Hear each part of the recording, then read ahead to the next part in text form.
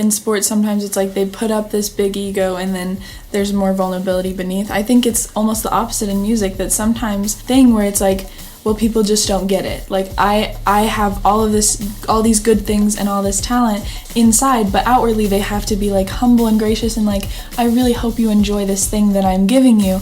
So I think it's all an act for everybody, but like the desired product for athletes is the confidence, is the like, I'm good enough to do this, I'm gonna do great. So a lot of athletes come out the gate with all this swagger and, a lot of that, but then the desired thing in art and stuff is like making connections and like we're in this together. So a lot of the projected image is a lot more soft and easy. It's Word to the Third, my reflections on purpose, life, and growth. I'm Toby Brooks. I'm speaker, professor, author, and forever student. Each week on Becoming UnDone, I bring you guests who've dared bravely, risked mightily, and grown relentlessly. High achievers who've transformed from falling apart to falling into place. But every third episode is my turn to reflect, refine, and reprocess on Word to the Third. It's great to be back in the studio for another episode of Becoming UnDone. Continuing our reboot of my first foray into podcasting, a fairly short-lived show called Better Every Week, co-hosted with my daughter Brynnan Brooks, I thought it would be great to dust this episode off, recut it a bit, and reproduce it here for my show. Now, as I was listening to our conversation, I was struck by the notion that it's pretty cool that we discussed the importance of being brave, of viewing failure through the lenses of growth, and to recognize that the show was a little rough around the edges.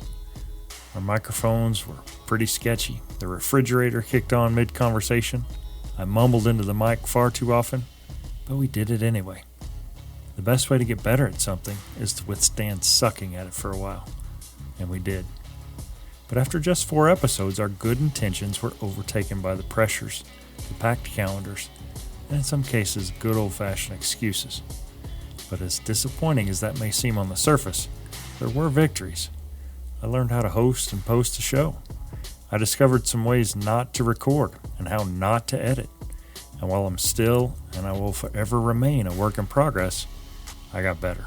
And now I'm closing in on my 50th episode. The conversation was a good one too. In this installment, then University of Oklahoma freshman and now Texas Tech junior, my daughter Brynnan Brooks leads the way to talk about all the ways that competitive athletes and professional artists are different, and even more so, how they're a lot alike. It's a fun topic, and I hope you'll find it informative and thought-provoking. Enjoy episode 39, Compete with Brynnan Brooks. So we're here at the house after a vacation. It's all rainy outside. It's a very good podcast vibe. So today we're going to be talking about performance and music and sports. Yeah, for sure. So what we're talking about today is that in movies and usually in real life, sports and the arts are kind of like against each other, like they're opposites. It's always like the jocks versus the theater kids, the athletes versus the band kids. But I think especially after I've like got to college, where like if someone's doing a sport or if someone's doing art, it's not just like, oh, I just do this for fun or I do this on the side. When it's like a career, that's when it seems like they're really a lot more similar than people usually give them credit for or like notice. So since you're an athlete who's had music experience and I'm mostly a musician who's had some athletic experience, I thought this would be a good one for us to talk about. For sure. This is one that I think a lot of people struggle with, honestly.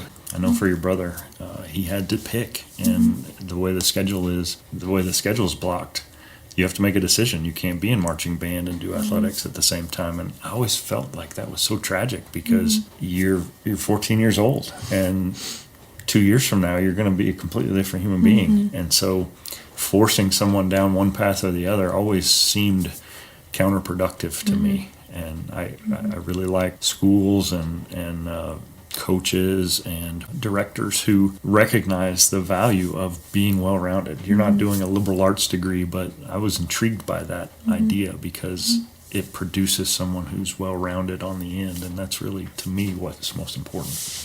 And I think just the way the schools are set up, too, sometimes makes it like you're choosing your team when you have to choose sports or you have to choose art, and so it makes them very against each other. I'm sure like there's just a lot of division, in theater, we're always like, oh, we don't get the good funding and they get the good buses, and like everything is kind of set up to make them opposites or against each other. But I think there's some cool similarities and differences, so we're excited to talk about them today. I'm looking forward to you hosting, so you are in the driver's seat today. Yay. Oh, I hate driving. Anyways, so what gave me the idea for this episode was I've told you all the time about convocation. It was one of my favorite things that I did this past semester, where we would just go and we would have different musicians and people who were like doing that as their career would come and talk to us, and it was just so cool. It was my favorite. And we'd also have people come in and be like, oh, we're going to talk about this certain aspect that will hopefully help influence you and like help you grow, learn, and be better in this career. So for this one time where we had convocation, we had this guy called Dr. Bill Moore, and he came, and he's a performance psychologist, and he came and talked to us, but he mostly works with athletes, but he's done some with musicians, and it just seemed very apt. So the quote that I want to start us out with that he said during this talk was, musicians are practicers who play or perform out of necessity, and athletes are performers or players who practice out of necessity. So, to get started, I just kind of want to discuss that. What do you think? How accurate do you think that is? It's a unique way of looking at it, and when I read that in your notes, I read through it a couple of times. I'm like, that's an interesting take. I think it's fascinating. For years, people have talked about how athletes want to be musicians, so they'll come out with a hip hop album, or they'll want to produce something to kind of show where they're already celebrities, but they want to be musicians. And likewise, lots of times musicians, they'll play in these celebrity softball tournaments, and it's like we're never content to just stay in our lane. Right? And I think there's something to that pursuit of excellence, to being better, to being the best. I'm wearing my Team USA shirt today. The thing that I loved about the Olympics from the first moments I laid eyes on it was, this is like what somebody could do if they devoted their entire life to the pursuit of being the best they could be at something. And that just fascinated me. And the thought that musicians are practicers. As a singer, your job is to audition, to embrace that process. You're never going to get good at something unless you embrace the practice side of it. And you'll see it as you get older. People who are naturally gifted, that'll only take you so far. And it's if you can meld and marry some of your natural giftings with that insane work ethic. People that have insane work ethic without the gifting, that's nurture, right? That's not nature, but nurture. They'll only get so far. People that have the genetics, the predisposition, that will only get them so far. But if you can find that melding where I have a genetic propensity to be good at this, and I'm going to work my tail off to hone this craft as best I can, that's when special things happen. Do you think you lean more towards, you really enjoy the practices, or you really enjoy like the performances? Because I know in Little League, sometimes it's like, I only ever wanted to go to practice and I didn't ever want to go to the games, or I would only want to do the games and I was like, I don't want to go to practices, So I don't think it's always necessarily like it says in the quote, but I think sometimes at the professional level it gets more like extreme, where like athletes are like, well, I want to go play against other teams and I want to go, and so that's the performances or the players, and they'll practice so that they're good enough to do that. And then musicians are like, well, I just want to play music. And they're like, well, to make money off of it, I got to do it for other people. Right. I think early on, when I was full of hope as an athlete, I loved them both. But as I've aged, and competition isn't really what fuels me anymore. It's just kind of proving to myself that I can do it.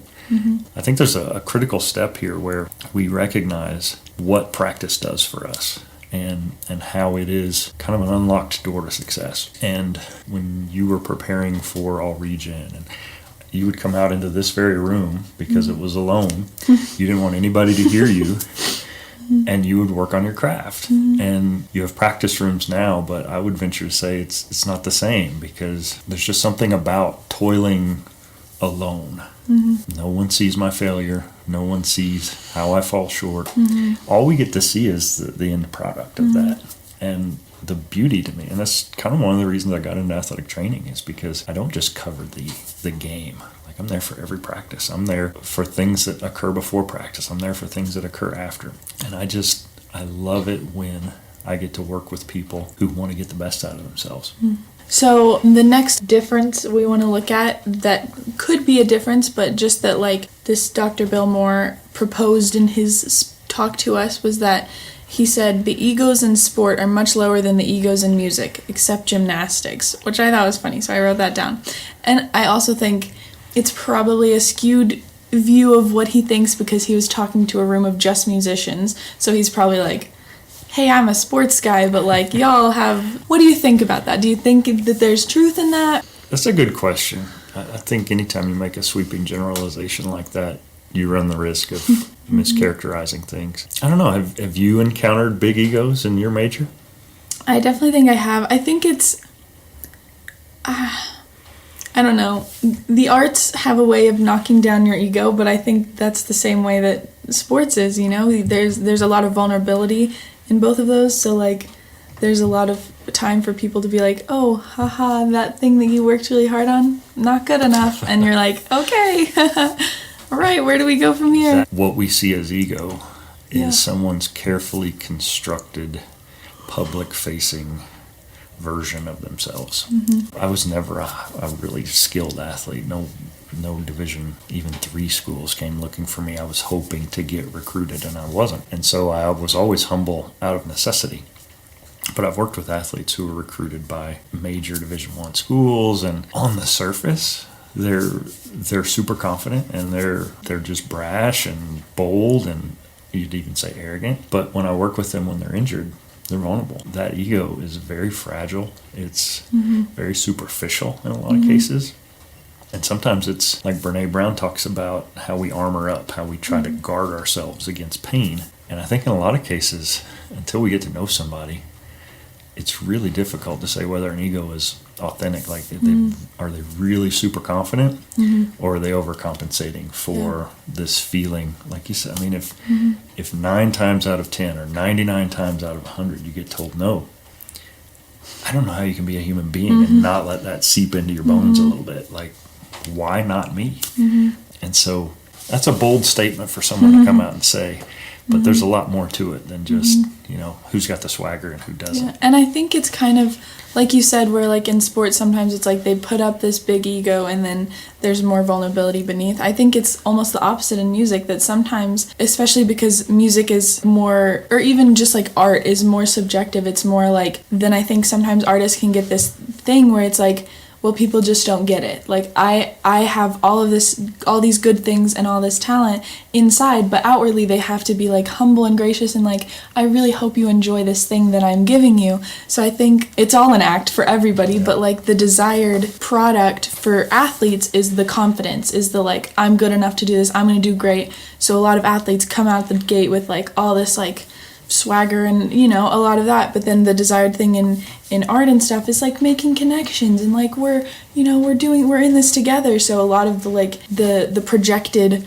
image is a lot more like soft and easy, even if that's not what people actually have or experience. There's been a lot of talk about this. I mean, we've really started having conversations about mental health in athletes in the recent past, and there was a documentary that Michael Phelps helped produce after the last games called Weight of Gold. And he talks about how many athletes struggle with depression and suicidal ideation after the games. And he interviewed they weren't just random people. These were like some of the most prolific Olympians in history, like Apollo Antonono, and an endless list of gold medalists and, world's best performers. And almost every one of them talked about how once the games was over, they felt like they had this huge void to the point of crippling depression. And many of them talked about the fact that as an athlete, you're taught, and whether explicitly or implicitly, you can't let people see that vulnerability in you because that's a weakness that can be exploited. And so I think a lot of that false bravado and swagger that we see is a defense mechanism. But I think you're also right. Like, is Taylor Swift's life really the mess that it would appear to be if you looked at her discography. Like, it looks like every relationship she has is awful. And it's almost like that's part of her brand, is just being authentic and open. And she wrote this and leaning into those vulnerabilities. And you worry, well, you don't worry, but you wonder, is this fiction or is this really rooted in who she is as a woman? And it's almost to the point where we expect Taylor to write songs about her relationship drama. Heartbreak, yeah. And if she doesn't have that, well, now she's being fake. So it's almost like complete opposites, but it's really the same thing. It's like society has taught me I have to be this one way, and if I'm not, it's perceived as weakness. And we're not used to people being both. People being, you know, like if Taylor Swift had like a ton of albums that are like so vulnerable about like all her heartbreaks, and then she has one that has nothing to do with any of that, then we're like, well, one of them is lying. And, like, maybe neither is, but, like, we're not used to people showing both and showing at the same time, you know? Yeah. I think another difference that Dr. Bill Moore brought up was, he said, everybody watches sport because they want to see excellence, but people watch or listen to musical performances or artistic things because they want to be brought into the feeling and emotion. So what do you think about that first?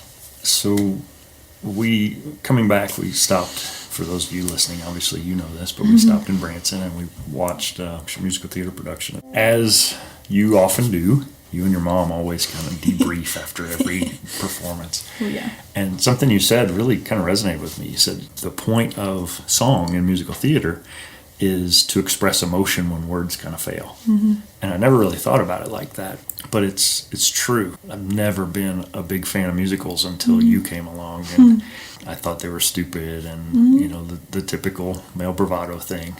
People don't spontaneously break into song. But there's something about that emotion.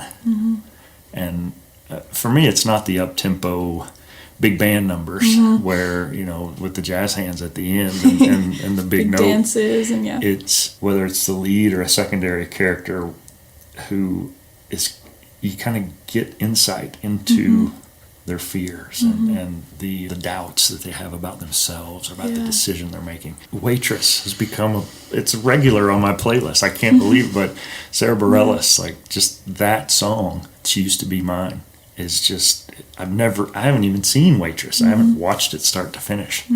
But if I'm feeling uncertain about choices I've made in my job or where I'm going to go next, I can listen to that song and immediately connect with a waitress in a diner who's pregnant. I mean, there's just something about that is so uniquely human. And that makes it, if you allow yourself to be open to it, it makes it something that kind of opens doors in your heart that you didn't even really know were there. On the other hand, the perfection side of things, we want to see excellence. I mean, I think about the Olympics and when Simone Biles, the greatest of all time, right? And she, because of no physical injury, just mentally, she wasn't able to participate. That's the first time I can ever recall anybody. And there were people who were pretty vocal in their condemnation of her decision. But I think there were more people than I expected that came to her defense. Because the U.S. Olympic Committee supported her as an athlete. And we paid to send her over there, and she just watches the games.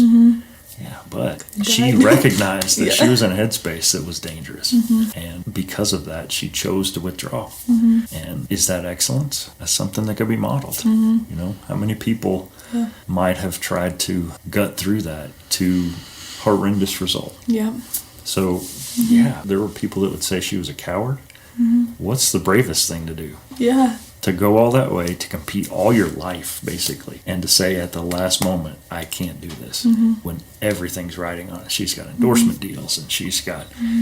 You know the backlash. Incredibly brave. I think it's interesting because sometimes in my mind it's kind of like Broadway and like the Olympics are like the top of each. Like Broadway's best art, Olympics is best sport. But I feel like for a long time the Olympics has been about excellence, and that was a really cool moment where it was like, hey, there's feelings and emotions, and like we love the Olympics because I love watching all the sports. We love watching the gymnastics, and you know, but we remember those heart-wrenching commercials where or like the moments where they go and like hug their parents and they show pictures of them as a little kid, and it's like, oh, That's so, there's that feeling and emotion there too. And I think those are important too. And I think there's the flip side with art too, where it's like you go to Broadway to cry at the big ballads or to really feel that. But then you leave and you're like, did you hear that riff? Did you see when he hit that note, or like when they sustain that thing? Like, they both have to have both. But I think usually sport is focused on the excellence and you bring in the feelings or emotions, and then art is focused on the feelings and emotions, and you have to have that excellence. Those are both, they're all key ingredients, but I think it's just interesting. So my question for that is, how do you think these different focuses affect people? We kind of already talked about it, where if you're only focused on excellence in sport, if she only said, I've worked this hard, I need to be good, I need to just power through and do it and to pursue this excellence, she could have died. But then the same way with art, if you're just like, I'm just feeling the song and I'm just trying to connect emotionally to people, and you don't take the time and sit and work through that hard passage that you keep messing up on, and people are distracted by, okay, that doesn't sound right, that's not the right note, that could have been better, then no one can connect to the feelings or emotions. So is there anything else? How do you think a performance is changed if a person, either in arts or the sports, is focusing too heavily on one or the other? That's a great question. I think just like we looked at nature versus nurture, we can also look at process versus outcome. Mm-hmm. And we love to celebrate those big accomplishments. And whether that's a sports accomplishment or landing a big role, whatever that is, that's the outcome. Mm-hmm. If that's your focus, if that's what you're all about, I guess that can be okay. Mm-hmm. But that to me seems really misplaced, because you control so little of that. Mm-hmm. I've had this idea for a book for a long time, and I've got notes written and have lightly started on it multiple times, called Off the Podium, because every one of those Olympians that you see, there was one person that was one step below them that didn't make the team. Mm-hmm. And then when they go to the Olympics, there's bronze, there's silver, there's gold. Just below that bronze is someone who worked their whole life, and they walk away with nothing. Yeah. So for every story of triumph, there's like 100 stories of what the world would tell us is failure. Mm-hmm. You don't have to interpret it that way. But if you're just off the podium, what do you do with that? Do you use it to fuel your success for either, I'm going to gear up and 4 years from now I'm going to come back better than ever, or I'm going to take this in a whole different direction and I'm going to kill it in business, whatever. Mm-hmm. And then there are other people that never recover from that failure. Like, it's impossible to predict how you're going to go with that. But if you're solely focused on the outcome, think about the senior class of 22. Who could have predicted how that would have ended? There's just so much that's out of our control that if all we worry about is whether we won or whether we lost, it's almost assuring you of some sort of feeling of failure. Whereas if I focus, the name of this is Better Every Week. We're trying to focus on the process. It's not called best. Okay, yeah. I'm not chasing my best because I don't have any idea what that is. But I want to get better every day. And so if I focus on the process, and for you as an undergrad, that's what your goal is. It should be, at least. And there are people in your class that they're not there. That's not the goal at the moment. If I'm here, it's a W. And so I think it's important for me as a professor to try to cultivate that in my students. And when students are underperforming, just don't do nothing. Because doing nothing sends the message that maybe you're not important enough. Like you said, better every week, not best every week. So as a professor or as a student to my fellow students, for some people, better than they've been doing is just showing up. So encouraging that, and then the better can start, like meeting people where they're at and being like, okay, what's better than this? But it's not like this unattainable goal. It's just like, okay, one step above, one, like baby steps, one at a time. And we see that. You see that in the arts, and you see that in sports. Yeah. The transfer portal has, you're not a sports person, so you don't know necessarily what that means, but there were rules in the NCAA that said in basketball and football and maybe some other sports, if you transferred from one institution to another that was at the same level, you had to sit out a year. And so that really discouraged student athletes from just picking up and moving. So if you go to the University of Oklahoma and you think you're going to be the starter. You end up third on the depth chart. You're buried there. Your options were, well, I can stick this out. I can work through this. I can try to earn my spot. Or if I go somewhere else, I basically have to start all over. I can't play at all next year. It's a huge demotivator for me to leave. Well, the NCAA did two things. Because of COVID, they gave everybody an extra year of eligibility, and they did away with that mandatory year of sitting out. And so now you see almost this free agency where student athletes, I'm not getting my playing time, so I'm going to go somewhere else. You've even seen it. Your friends, like they go one place and they think, well, this isn't challenging me enough. I'm going to go somewhere else so that I can grow more. And it's more difficult for your generation than any before to find out where you need to be and plug in and then give it the time it takes. Everyone has this expectation of immediate playing time, immediate results, and kind of gone are the days of someone that goes somewhere, they ride the bench for 3 years, they work out, they practice, they wait for their opportunity, and then they shine. Everybody wants to just be the star from day one, and you're discovering that in things you've auditioned for as a freshman. The odds are stacked against you to land places. What do you do with that? Well, do you shoot for a lower bar? Do you go to a smaller school? Or do you just keep showing up in that practice room 4 or 5 times a week and wait for your chance? Which is really hard. And I think that's because of the internet, like just because student athletes who are like, they know of so many more places now, and you can go and you can research and you can be like, okay, well, I'm kind of riding the bench here, but I know of this list of like 20 schools that I wouldn't be, because we're aware of different opportunities and places, and we can travel and do that. And is that positive? Is that negative? Like, it's kind of good sometimes, but I don't know. It's interesting. So we've kind of gone into some of the differences, which most of them that we discussed as differences were like secret similarities. But I think some of the main similarities, at least that he talked about in his speech he gave us, was just that both have aspects of performance. Not all careers are, well, I guess most careers you have like, okay, I have to go like give this presentation. There's like presentation, but there's not always like performance in the same way that art and sport are similar in those ways. So do you have any thoughts or positives and negatives about performance? I read that and I was kind of thinking through it. One thing I think is important is, for all of us, there's a time when I hung up my basketball shoes for the last time. There was a time when I marched in the marching band for the last time. Those lasts come at a clip. For me, they came at a clip much faster than I wanted them to. Like, I wanted to be in the marching band and play college basketball. Like, that's what I wanted. I didn't get to do either of those things. And so that's either a tremendous waste of time or I learned something from that process. What did being on a basketball team teach me about high performance?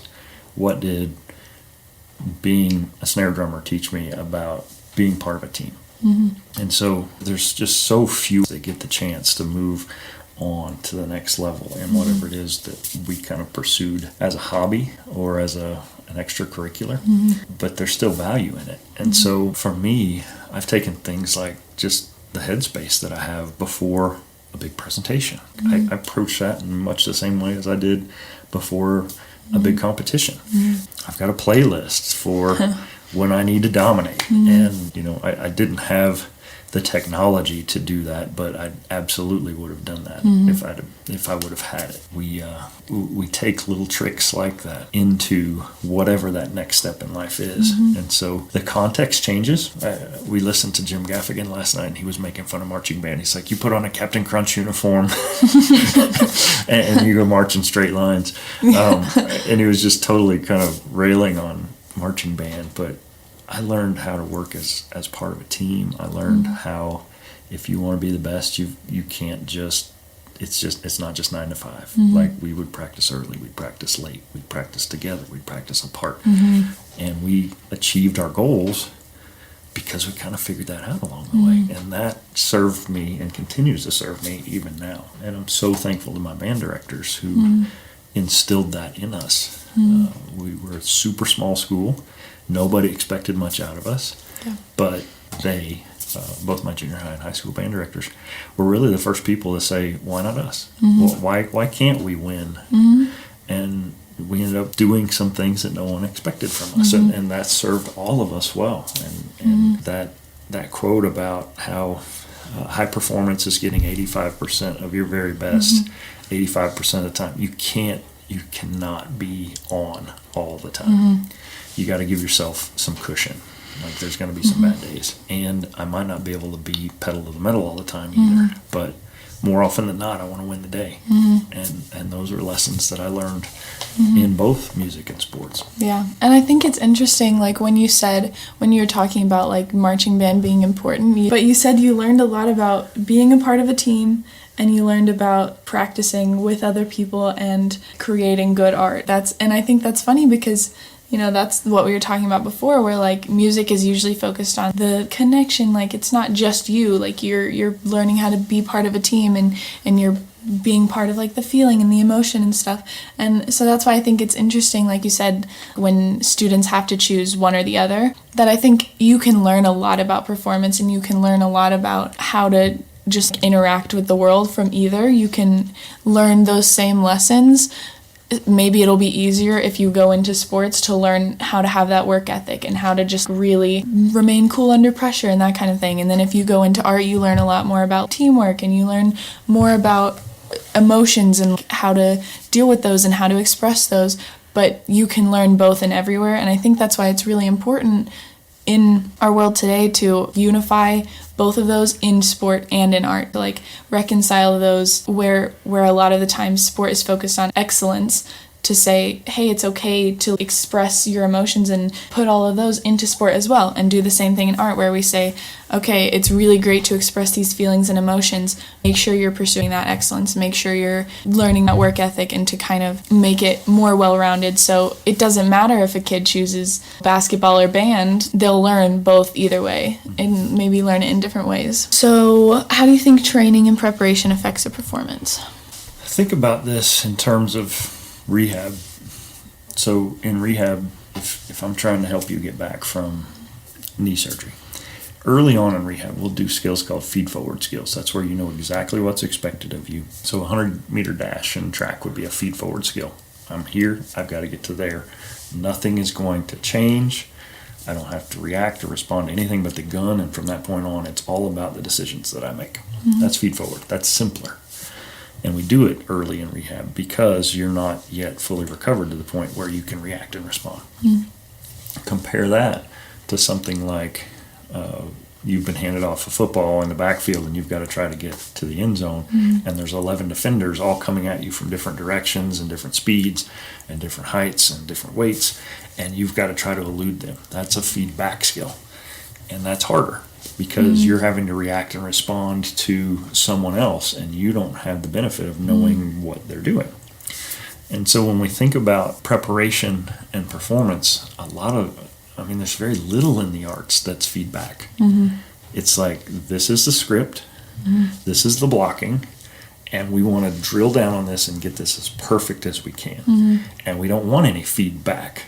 Sometimes the magic in theater happens during the feedback. I remember somebody dropped I think it was during Little Shop of Horrors, like they dropped a gun and it they broke, had to and react. the whole song, oh my gosh, I remember that. Yeah, we were doing Little Shop of Horrors, and the guy who was Seymour, if y'all know Little Shop, he dropped the gun during the song where he's about to kill the guy.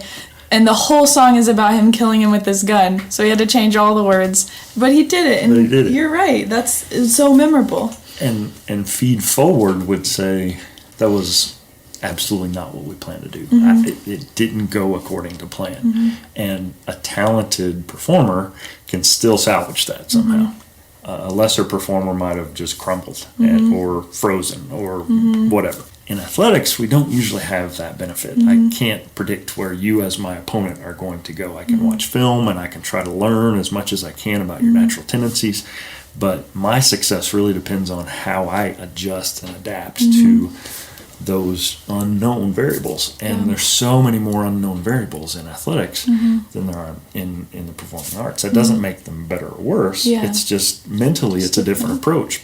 So I can remember you practicing piano, and you would consistently, like, you'd botch the same measure, and then you'd bash the keys and start all over. And unless you got through it perfectly, you weren't happy. And as soon as you hit that error, you stopped and you reset. Can we do that in athletics?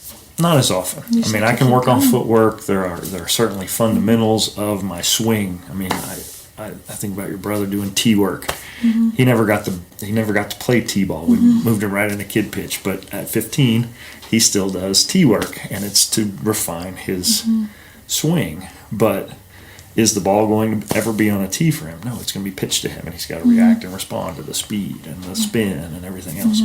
So preparation in the arts, to me at least, is focused on taking that known quantity and making it as almost reflexive, so that I don't have to think about what my next line is, or I don't have to think about what the next note is.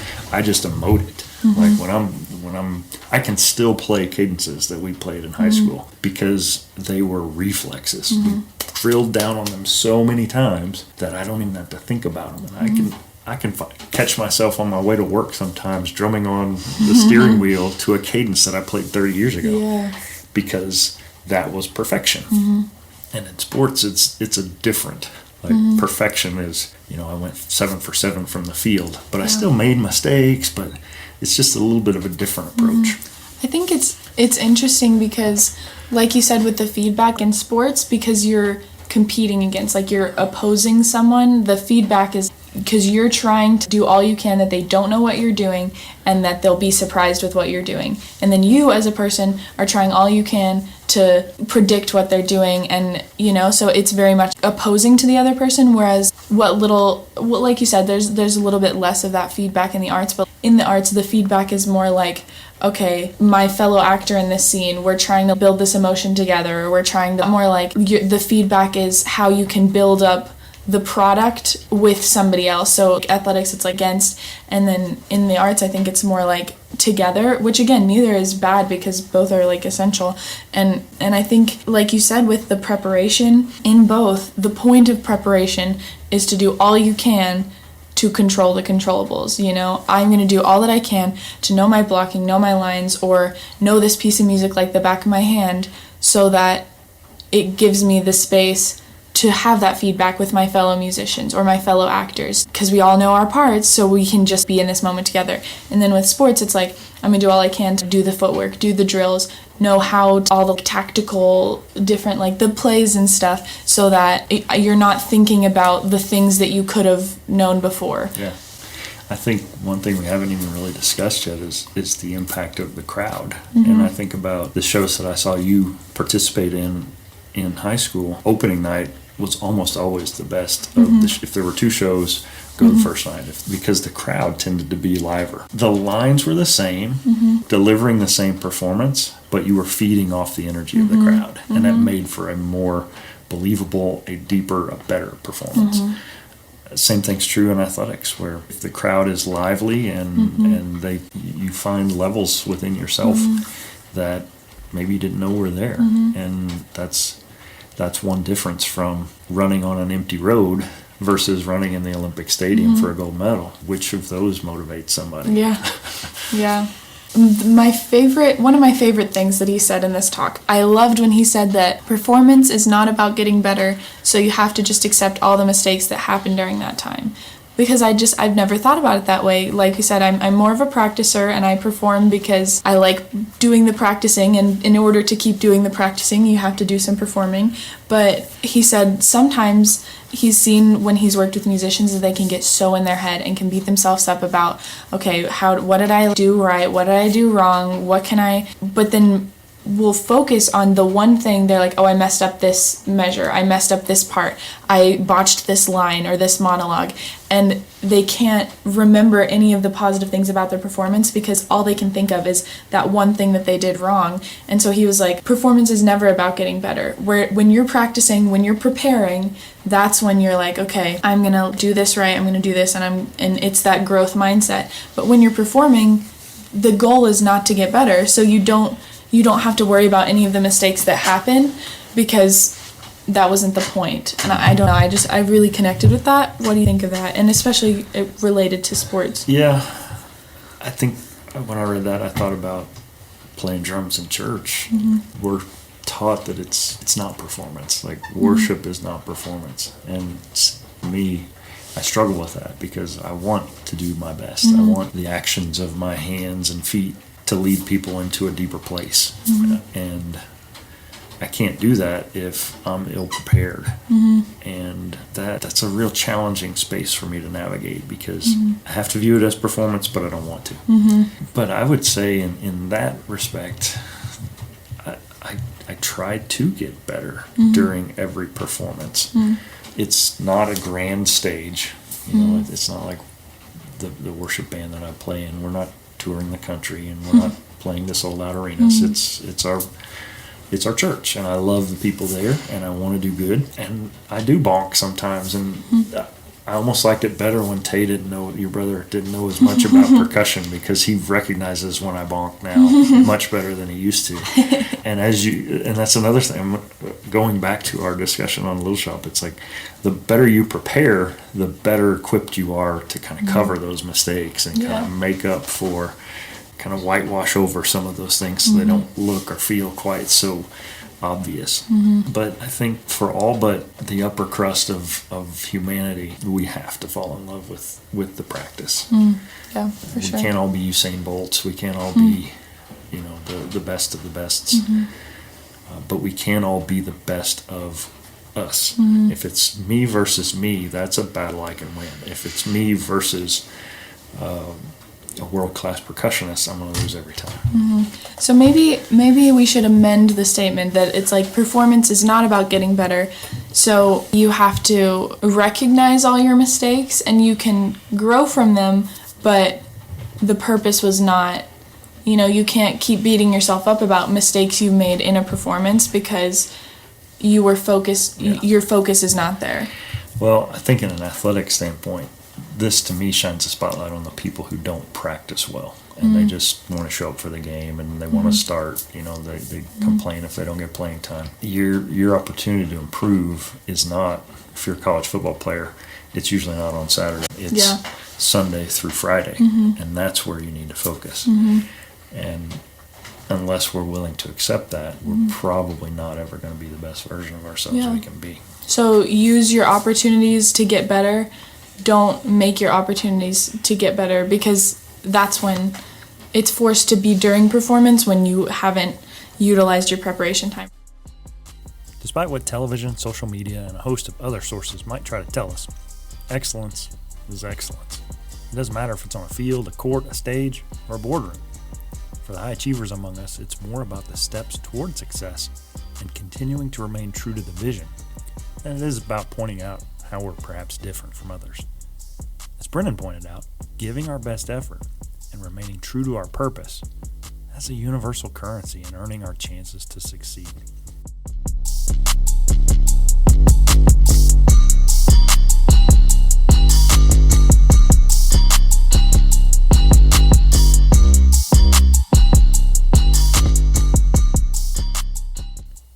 What about you? What are you working on or waiting for? What are you doing in the meantime to get better every day? I'd love to hear about it. Surf on over to undonepodcast.com and drop me a note. Also, be sure to tune in for upcoming episodes as I talk to former collegiate athlete Dr. Quincy Conley as he shares his story of sports, school, business, and working in higher education. Also on deck, legendary strength coach Ron McKeefrey from the University of Washington drops in to share his inspiring story of his path to becoming one of the most recognized and respected strength coaches in the world. And then, former SIU Saluki star and NBA veteran Chris Carr stops by to tell his story of going from skinny kid in rural Missouri to competing toe-to-toe with Kobe Bryant for the NBA Slam Dunk title. This and more on Becoming UnDone. I'm Toby Brooks, and this has been Word to the Third.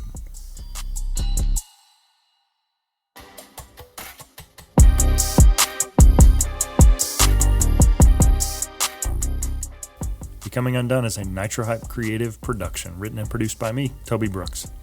If you or someone you know has a story of resilience and victory to share for Becoming UnDone, contact me at undonepodcast.com.